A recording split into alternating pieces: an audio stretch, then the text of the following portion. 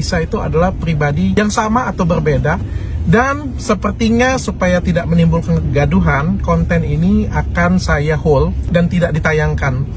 Karena sekali lagi saya tidak ingin kegaduhan, saya ingin memberikan edukasi ke masyarakat. Dan menurut saya ini adalah informasi penting yang bisa disampaikan ke masyarakat. Dan sebenarnya baik Kodonditan, Ustadz Felix Xiao, dan lain sebagainya, teman-teman saya yang lain, itu semangat banget untuk memberikan edukasi ini. Tapi saya tidak ingin disalahgunakan dan saya tidak ingin berkembang kemana-mana. Padahal dari video kemarin saya nganggap itu diskusi yang sangat bagus sekali.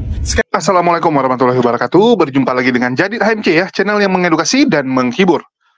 Ya, pasca bocornya rekaman VN antara Dr. Richard dan Elia, akhirnya Dr. Richard memutuskan video podcast antara Dr. Richard dengan Kodondi itu tidak akan ditayangkan.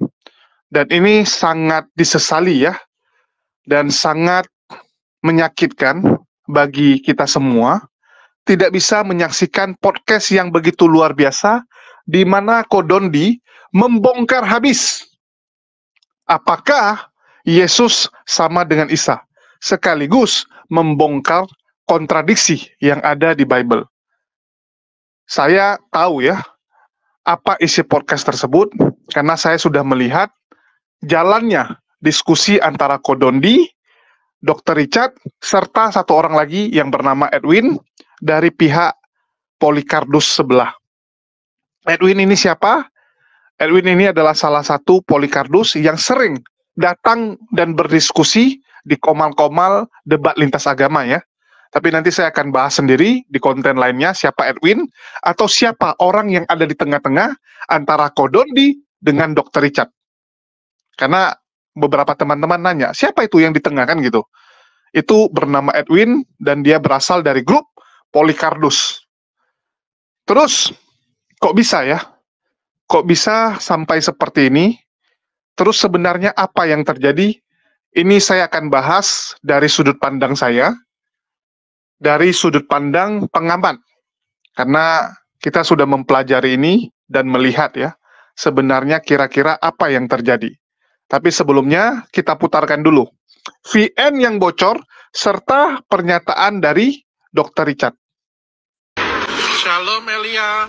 Elia, podcastmu di tempatku tuh keren banget loh. Secara nggak langsung kamu menjadi pewarta Injil. Dan banyak yang belain kamu sebenarnya. Jadi aku seneng banget sih. Kontenmu tuh sampai nonton 3,1 juta viewers loh. Luar biasa banget. Elia, ini ada yang bagus sih menurutku yang harus diangkat sih. Dan kita perdalam. Tentang Yesus Kristus dan Nabi Isa. Ya, itu aku pengen datangin. Nah, itu tuh menurutku bagus. Dan kamu pasti akan bisa. Kalau bukan kamu, nggak ada yang bisa kalau menurutku sih. Dan kamu harus, aku kasih saran, kamu harus ambil momen ini. Tenang aja, aku akan jagain kamu. Dan kita akan lari cuma di situ aja kayak gitu punya. Dan menurut aku ini adalah momen yang tepat untuk mewartakan Injil, untuk misionaris ya, lebih baik. Kamu pertimbangkan ya, Elia. Thank you. Banyak yang tanya dengan saya, Dok, apakah VN itu adalah suara saya? Benar, itu adalah suara saya. Jadi ceritanya, pertama kali podcast itu adalah dengan Elia. Lalu setelah dengan Elia, dengan Ustadz Dennis Lim, lalu dengan Ko Felix Xiao. Namun pada perjalanannya, saya ingin menayangkan Ko Ustadz Felix Xiao dulu, Ustadz Dennis Lim, baru saya memberikan pandangan secara nasrani melalui Elia. Nah, sampai di sana ada diskusi yang menarik yang baru pertama kali juga saya dengar, yaitu apakah Yesus Kristus dan Nabi Isa itu adalah pribadi yang berbeda. Itu mengejutkan saya karena selama ini saya menganggapnya itu adalah pribadi yang sama. Saya dan tim tertarik banget untuk mengangkat cerita ini dan berdiskusi secara sehat, bukan debat. Ya, dari tim menyarankan untuk mengundang Donditan dan Elia di sini. Ya. Lalu dihubungi Donditan, Kodonditan bersedia. Dan ketika tim saya mengundang Elia tidak bersedia karena ketakutan. Di sini tim saya berusaha membujuk Elia dan akhirnya tim saya minta dengan saya nih, Dr. Richard coba dong bujukin Elia. Nah, terjadilah voice note tersebut. Jadi voice note tersebut itu benar adalah suara saya. Langkah saya untuk membujuk dia, dan itu salah saya karena saya terlalu menggebu-gebu dan terlalu ingin merayu dia untuk datang ke podcast saya untuk berdiskusi lagi. Sebenarnya banyak banget yang pengen diskusi dengan Elia. Kodonitan, bahkan Ustadz Felix Xiao sendiri tuh ngomong dengan saya pengen berdiskusi langsung dengan Elia, baik di podcast ataupun tidak dalam podcast.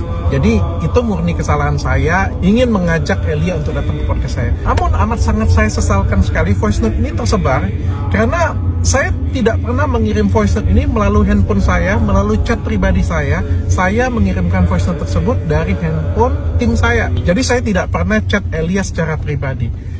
Saya sangat menyesalkan ini bisa terjadi kegaduhan karena bukan itu inti dari podcast dan konten saya. Saya ingin memberikan edukasi kepada masyarakat. Saya minta maaf, dan sebenarnya kemarin Kodonditan dan juga perwakilan dari Elia, yaitu Mas Edwin, sudah datang ke podcast saya berdiskusi tentang apakah Yesus Kristus dan Nabi Isa itu adalah pribadi yang sama atau berbeda. Dan sepertinya supaya tidak menimbulkan kegaduhan, konten ini akan saya hold dan tidak ditayangkan. Karena sekali lagi saya tidak ingin kegaduhan, saya ingin memberikan edukasi ke masyarakat. Dan menurut saya ini adalah informasi penting yang bisa disampaikan ke masyarakat. Dan sebenarnya baik Kodonditan, Ustadz Felix Xiao, dan lain sebagainya, teman-teman saya yang lain, itu semangat banget untuk memberikan edukasi ini. Tapi saya tidak ingin disalahgunakan dan saya tidak ingin berkembang kemana-mana. Padahal dari video kemarin saya nganggap itu diskusi yang sangat bagus sekali. Sekali lagi, saya minta maaf jika mengecewakan kalian semuanya. Saya juga sebelum membuat video ini sudah banyak berdiskusi, baik dengan Ustadz Felix Xiao, Ustadz Dery Sulaiman, dan beberapa teman Ustadz saya yang lain. Biarlah waktu yang membuktikan semuanya. Terima kasih. Teman-teman sudah dengar ya, jadi begitulah isi VN-nya, di mana Dr. Richard ini ketahuan ingin mengeksploitasi Elia lebih dalam lagi. Kenapa? Karena Elia ini lagi laku-lakunya. Statement Elia kontroversi, karena kontroversi jadi viral, kan begitu. Karena lagi viral, Dr. Richard ingin mengundang sekali lagi untuk membahas hal yang lain, untuk membahas lebih dalam kontroversi ini. Supaya apa? Supaya laku. Karena view-nya gede. Ini ujung-ujungnya bisnis. Ujung-ujungnya cuan ya, popularitas. Nah, ini yang kita cukup sesali ya. Sangat cukup kita sesali, malah dijadikan ajang untuk mencari popularitas dan cuan. Tapi ya sudahlah, itu hak mereka lah. Dan ini haknya Dr. Richard juga untuk tidak menayangkan video yang bersama Kodondi. Kenapa? Karena Dr. Richard lihat, ini bahaya. Ya, bahaya. Elia sekarang sedang menjadi perhatian. Bahkan, menurut Deddy Corbuzier, apa yang dilakukan Elia itu sudah masuk ranah penistaan. Bayangkan, sudah masuk ranah penistaan dan sekarang sedang dibahas oleh media-media. Media-media menulis tentang marahnya Deddy Corbuzier. Dan ini bisa membuat Elia ini dalam posisi yang sangat terpojok tentunya. Yang sebelumnya Dr. Richard ingin mengeksploitasi, ini tiba-tiba Elia jadi terpojok. Dan ini membuat Elia pasti nggak tenang. Ya, makan tak sedap, tidur pun tak sleeping, kan begitu. Terus kenapa bisa bocor VN tersebut? Ini menurut saya ya, sekali lagi ini menurut pandangan saya, dan ini menurut asumsi saya lah. Kalau kalian mau bilang asumsi silakan. Yang pertama, Edwin atau Polycarpus yang hadir di situ tahu isi pembicaraan Dr. Richard dengan Kodondi.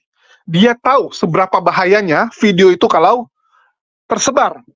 Seberapa bahayanya untuk kekristenan, untuk sepak terjang Polycarpus ini, kalau sampai video podcast dengan Kodondi itu ditonton oleh banyak orang Kristen. Grupnya Edwin dan Polycarpus membahas hal itu, kira-kira bagaimana cara untuk mencegah, cara untuk membatalkan podcast tersebut. Maka dipikirkanlah cara-cara, termasuk membocorkan VN supaya terjadi kegaduhan. VN tersebut bocor dari penerima. Kalau kita bicara penerima, tentu saja Elia. Dari Elia, teman-teman. Kita nggak tahu apakah Elia yang membocorkan atau temannya, saya nggak tahu. Tetapi yang pasti itu bocor dari penerima, bukan dari pengirim, dari penerima. Teman-teman bisa nilai sendiri lah ya. Kalian yang nilai sendiri, kira-kira apa tujuannya? Apa manfaat dari bocornya VN tersebut? kira-kira? VN tersebut bocor, itu mengakibatkan Dr. Richard ada di posisi yang terpojok. Dr. Richard disalahkan, akan dianggap oleh mayoritas umat Muslim Indonesia punya misi, ya, punya misi sama seperti misionaris, yaitu menginjili orang-orang Islam. Kan tujuannya itu, seperti yang kalian dengar di VN. Disampaikan, oh bagus ini untuk misi penginjilan gitu. Dr. Richard mendukung misi penginjilan tersebut. Dan tentu saja umat Muslim tidak senang. Umat Muslim akan tidak senang melihat kok podcast yang membahas isu-isu tiba-tiba jadi tempat ajang misi untuk memurtadkan rakyat Indonesia. Ini kan aneh gitu. Jadi aneh. Apalagi cuman satu sisi. Ya, cuman satu sisi. Kan begitu.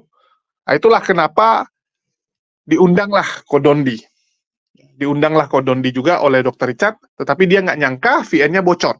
Begitu VN-nya bocor, dia terpojok, mau nggak mau semua dia pending. Akhirnya Dr. Richard memutuskan memending semua ya. Video Kodondi juga jangan ditayangkan lah. Daripada nanti dia diserang lagi gitu kan. Daripada nanti ini jadi polemik baru. Karena apa yang disampaikan oleh Kodondi di sana, itu sangat berbahaya. Sangat berbahaya, karena di situ kontradiksi ya, kontroversi, wah, penuh, lengkap. Dan kita tahulah, kalau Kodondi itu kalau udah ngomong by data, teman-teman. Itu Kodondi bawa buku-bukunya, bawa datanya. Beda sama Elia gitu kan. Cuman ngomong berdasarkan asumsi sendiri. Ngomong kepada publik bahwa ini nggak ada kaitan dengan agama. Tapi yang dia bawa kitab sucinya. Beda dengan Kodondi, ngomongnya akademis. Dan kita tahulah reputasi Kodondi dan bagaimana cara Kodondi menyampaikan. Ini membuat Dr. Richard terpojok ya. Daripada dia disalahkan, mending semua dihentikan. Siapa yang diuntungkan? Siapa yang diuntungkan dengan batalnya video Kodondi? Coba saya tanya teman-teman. Siapa yang diuntungkan dan siapa yang dirugikan? Kalau kita bicara pihak yang dirugikan, tentu saja masyarakat Indonesia semua dirugikan. Umat Muslim dirugikan karena kita tidak mendapatkan kesempatan untuk mengcounter statement ngawur dari Elia. Kan begitu. Kita nggak dapat kesempatan mengcounter pernyataan tersebut. Pihak Muslim tentu saja dirugikan dalam hal ini. Dan pihak mana yang diuntungkan? Tentu saja pihak yang diuntungkan adalah pihak yang takut kebenaran itu diungkapkan. Yang takut data-data itu disampaikan kepada publik yang akan membuat akal dari masyarakat Indonesia terbuka. Cukup disayangkan ya. Dan kita masih berharap Dr. Richard berubah pikiran, bisa menayangkan video tersebut, walaupun mungkin nanti akan ada banyak editan ya. Mungkin tetap akan ditayangkan suatu saat nanti, tetapi dengan banyak editan, bisa jadi. Dan sekali lagi, kita tidak tahu ya, apa yang ada di benak Dr. Richard. Apakah ini pure demi konten, demi penonton ya? Karena kita tahu Dr. Richard ini pebisnis. Tentu saja yang namanya pebisnis, orientasinya adalah bagaimana supaya ini laku. Supaya barang ini laku. Elia lagi laku, dieksploitasi. Itu kalau sisi pebisnis. Atau yang kedua, Dr. Richard memang punya pemikiran ingin mendukung penginjilan dengan cara diam-diam. Dengan cara tidak diketahui oleh masyarakat. Pelan-pelan dimasukin doktrin-doktrin penginjilan tersebut. Kita nggak tahu. Apapun cerita, Dr. Richard adalah seorang Kristen. Seorang Kristen tentu saja terbebani dengan yang namanya amanat agung. Jadikan semua orang murid. Kan gitu. Ada amanat agung itu di dalam diri Dr. Richard. Apapun ceritanya, dia Kristen. Apakah seperti itu? Sekali lagi ya, kita nggak bisa membaca isi hati orang. Hanya Tuhan dan Dr. Richard lah yang tahu apa sebenarnya yang menjadi motivasi dari Dr. Richard. Jadi ini ngeri-ngeri sedap teman-teman. Sekarang ini benar-benar jadi polemik ya. Jadi bola panas. Kita tahu setelah Deddy Corbuzier menanggapi, ini semua jadi heboh. Se-Indonesia heboh. Yang sebelumnya nggak menonton dunia debat, jadi nonton sekarang. Yang sebelumnya nggak mau tahu, tiba-tiba jadi penasaran. Elia itu pendebat. Pendebat itu apa gitu kan? Apa yang didebatin? Orang penasaran. Dan ini terbukti. Dalam beberapa hari terakhir, view naik. View di YouTube naik, luar biasa. Saya menganalisa itu dan melihat bahwa ini akan jadi konsumsi publik yang sangat besar. Dan saya tidak tahu ya, apakah Kodondi akan diundang di podcast tempat lain. Itu kita harapkan ya. Mungkin Dr. Richard akan stop dan tidak tayangkan, tetapi kita berharap ada tempat lain sebagai panggung bagi Kodondi menyampaikan kebenaran dan meluruskan pemahaman-pemahaman orang yang sudah dibengkokkan, yang sudah dibuat sesat oleh Elia. Itu kita harap. Bisa jadi ya, tiba-tiba Deddy Sumargo, Densu, ataupun Om Deddy mengundang Kodondi ya. Nah, itu lebih gila lagi, lebih mantap lagi kan. Deddy Corbuzier mengundang Kodondi. Di tempat Deddy Corbuzier dibuka semua kan gitu. Wah, itu gila. Apalagi kita tahu, walaupun Deddy Corbuzier ini baru mualaf, tapi gironya luar biasa. Masih ada semangat dia untuk membela Islam. Kan begitu. Bisa kita lihat dari reaksi dia, kemarahan dia kepada Elia. Masih ada giro dia. Ya, ada gironya Deddy Corbuzier. Jadi kita berharap, ya sudahlah, sama Dr. Richard ini nggak ditayangkan nggak apa-apa. Mana tahu, ini jalan Allah. Ya, ini jalan Allah supaya Kodondi bisa dipakai lebih besar lagi. Bisa memberitakan untuk jangkauan yang jauh lebih luas. Bisa jadi, diundang TV nasional. Ya, diundang oleh TV-TV nasional setelah Elia ini makin besar beritanya. Atau Om Deddy yang menghubungi Kodondi untuk datang di podcastnya Deddy Corbuzier, yang kita tahu untuk saat ini ya, sampai saat ini podcastnya Deddy Corbuzier itu masih nomor 1. Masih nomor 1. Jadi jangkauannya luas. Sehingga kalaupun ya, tidak ada sama Dr. Richard, ada sama Om Deddy, itu jadi satu kemenangan yang luar biasa. Itu jadi satu nilai plus luar biasa ya. Kita bisa meluruskan bagaimana pernyataan-pernyataan konyol dari Elia. Dengan data tentunya, bukan hanya cuap-cuap ya, tapi pakai data. Ini cukup seru. Ini cukup seru dan pasti kita tunggu, walaupun di satu sisi kita kecewa. Sangat kecewa tentunya ya. Saya lihat komentar-komentar teman-teman, semua pada kecewa dengan Dr. Richard. Kecewa karena video Kodondi tidak ditayangkan. Kecewa ternyata Dr. Richard malah ingin ada misi penginjilan di dalam podcastnya. Tentu saja itu membuat geram, membuat kesal ya. Dan kita tahu bahwa penonton Dr. Richard ya tentu saja mayoritas Muslim. Ini apa-apaan kan gitu. Kenapa podcast yang sebelumnya hanya membahas isu-isu yang viral, tiba-tiba kok jadi tempat untuk penginjilan? Terlepas itu cuma sandiwara ataupun hanya bujuk rayu Dr. Richard supaya Elia mau datang gitu kan. Dengan dibumbu-bumbui, oh ini tempat penginjilan, jadi kamu enak di sini bisa menginjili gitu kan, supaya Elia mau datang. Bisa jadi itu strategi dia untuk merayu, seperti yang dia sampaikan kan. Strategi dia untuk mengajak Elia mau datang lagi. Karena kita tahu, Elia saat ini sedang tekanan. Ya. Sedang terkena tekanan mental teman-teman. Itu kalau nggak kuat bisa gila, bisa stres. Sekarang Elia jadi meme nasional teman-teman. Dihujat di mana-mana. Bahkan mungkin orang tuanya juga sudah komplain kan. Gara-gara dia mungkin orang tuanya sekarang lagi kena getahnya. Oh ya anakmu tuh kok nggak diberesin. Oh ya anakmu tuh kenapa seperti itu. Bisa jadi. Contoh lah istrinya Saipudin ya. Istri Saipudin itu curhat sama saya. Dia nggak bisa tidur. Datangi psikolog, dikasih obat banyak. Tetap gemetaran. Tetap nggak bisa tenang. Bayangkan. Elia juga sama, ini jadi perhatian nasional. Tentu saja, Elia akan berpikir 1000 kali kalau diundang oleh Dr. Richard lagi. Kan gitu. Gara-gara datang ke tempat Dr. Richard, sekarang hidupnya berubah 180 derajat. Sekarang dia dihujat oleh banyak orang. Dihina oleh banyak orang. Dipertanyakan bahkan gendernya. Yang mungkin sebelumnya nggak ada yang peduli dengan gender dia, tiba-tiba dipertanyakan. Ini kan membuat dia nggak enak. Privasinya pasti ini ya, jadi tereksploitasi. Tentu saja keluarganya juga pasti akan kena. Ini pasti lagi nggak enak. Lagi benar-benar nggak enak, nggak nyaman itu Elia. Jadi tentu saja Dr. Richard harus punya strategi untuk membujuk dia supaya hadir lagi. Yaitu apa? Ya udahlah, ini misi penginjilan, demi Tuhan, datanglah kamu, kan gitu. Ya, demi Tuhan kamu, demi agama kamu, datang kamu ke tempat saya lagi untuk podcast sekali lagi. Bisa jadi kan? Jadi kita nggak tahu lah apa sebenarnya yang ada di otak Dr. Richard. Tetapi kita sebagai pengamat ya, sebagai masyarakat, ya kita bisa melihat lah. Terlepas dari omongan Dr. Richard ini benaran atau hanya sekedar bujuk rayu, ya, hanya Dr. Richard yang tahu. Tetapi di sini masyarakat Indonesia sudah kecewa. Banyak yang sangat kecewa dengan Dr. Richard. Ditambah lagi video Kodondi tidak mau dia siarkan. Padahal apa salahnya? Bayangkan, sudah rekam. Ya, sudah rekam, orang sudah capek-capek datang. Kenapa tidak ditayangkan? Kenapa begitu ketakutan? Ya. Toh sudah terlanjur basah kan gitu. Ini sudah terlanjur basah, ya udah sekalian mandi. Kenapa Dr. Richard tidak mau? Tanda tanya. Tanda tanya ya.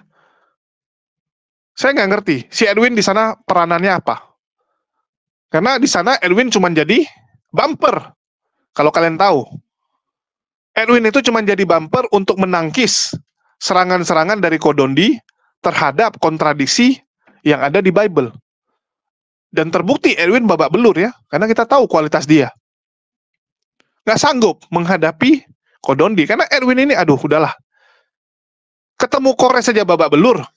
Biar kalian tahu, ini dia pernah ikut debat. Bahkan sering ya, nanti saya sebut nama dia, nama ID dia di TikTok, kalian pasti tahu. Babak belur selalu ketemu sama Kores. Sama Nandar, sama Bang Zuma, apalagi sama Uni Riva sering babak belur.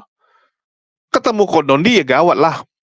Kodondi itu pakar data-data. Dia spesialis data-data.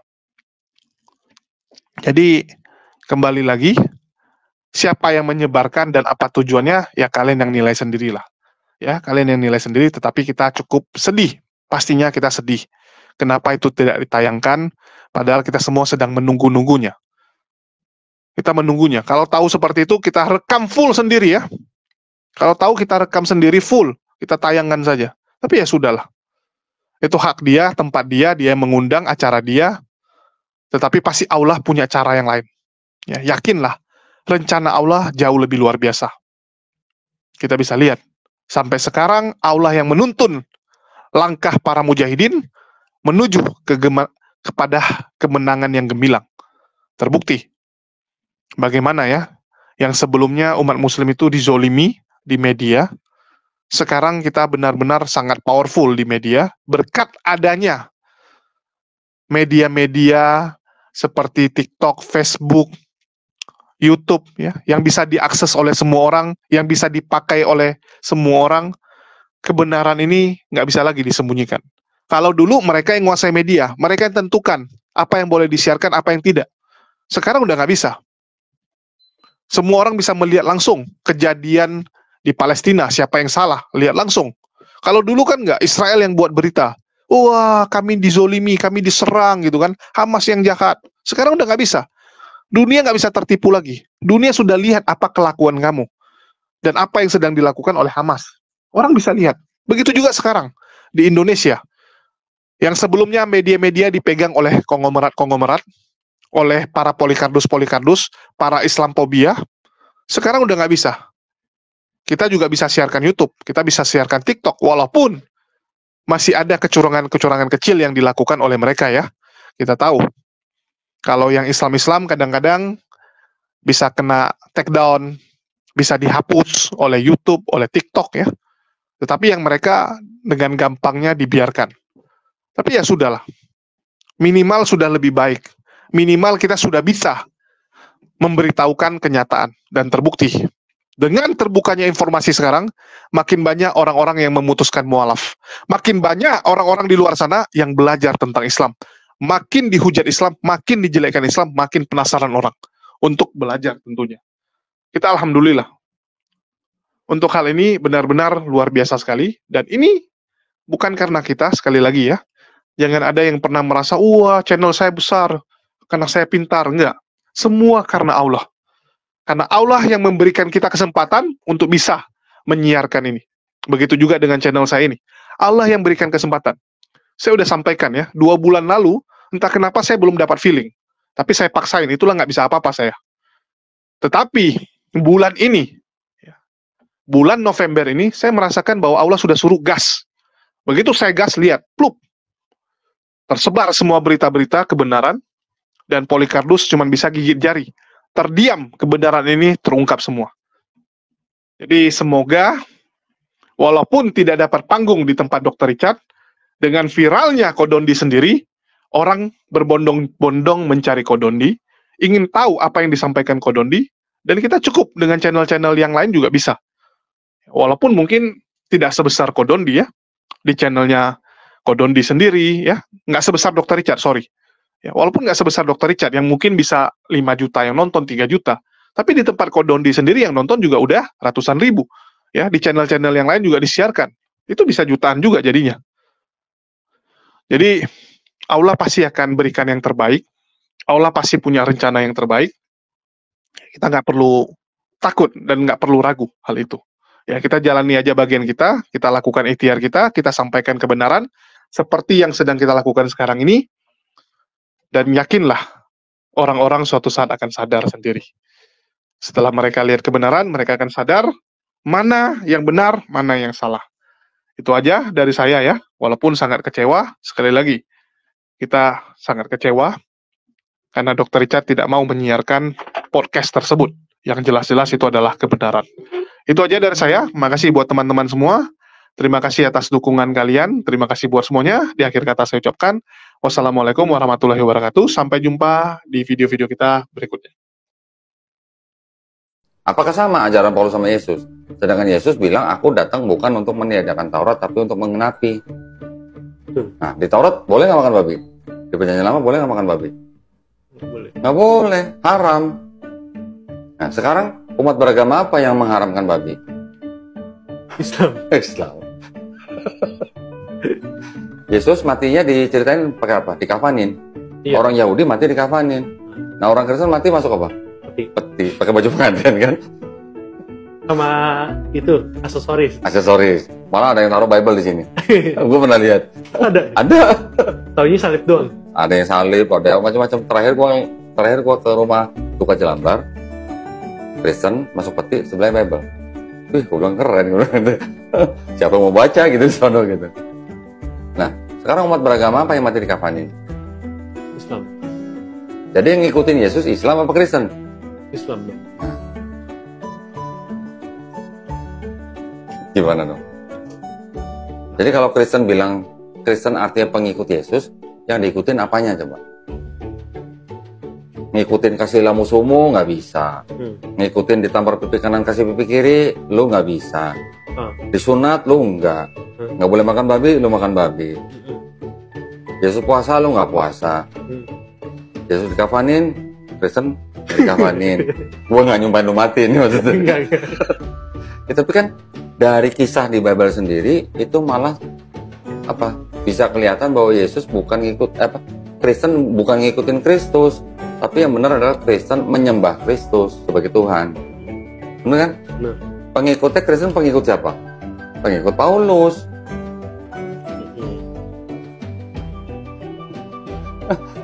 Kalau ada yang salah tolong disanggah, silakan. Ya gimana ya? Ah, gimana?